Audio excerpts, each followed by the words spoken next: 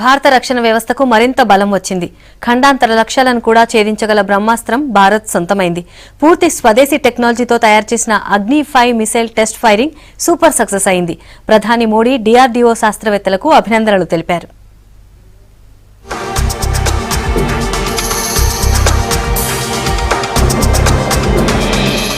5000 కిలోమీటర్ల దూరంలోని టార్గెట్ ని ఛేదించే అణ్వాయుధ సామర్థ్యమున్న అగ్ని-5 క్షిపణి పరీక్ష విజయవంతమైంది.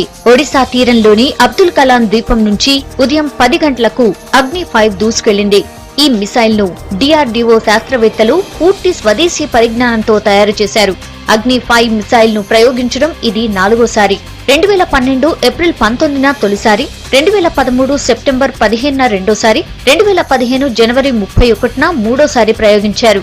ప్రస్తుతం దీని నావిగేషన్, గైడెడ్ వ్యవస్థలను పరీక్షించారు.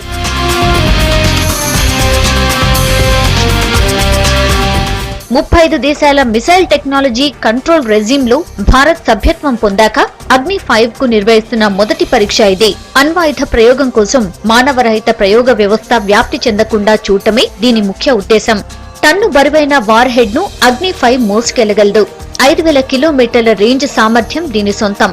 అంటే చైనా, పాకిస్తాన్ సహా ఆసియా మొత్తం కవర్ అయినట్టు.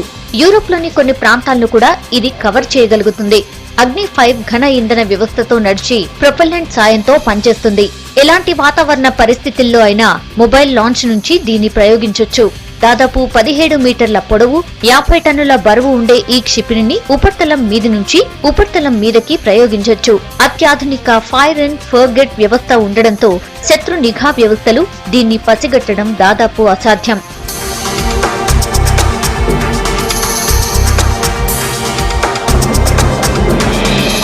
భారత్ దగ్గర ఇప్పటికే అగ్ని సిరీస్ లోని 1, 2, 3, 4 క్షిపణులు ఉన్నాయి. అగ్ని-5 ను గేమ్ చేంజర్ గా అభివర్ణిస్తుండగా భారత్ మాత్రం వెపన్ ఆఫ్ పీస్ అంటోంది. అగ్ని-6 ప్రాజెక్ట్ కూడా ప్రాథమిక దశలో ఉంది. 8000 నుంచి 10,000 కిలోమీటర్ల రేంజ్ ఉండేలా అగ్ని-6 ను రూపొందిస్తున్నారు.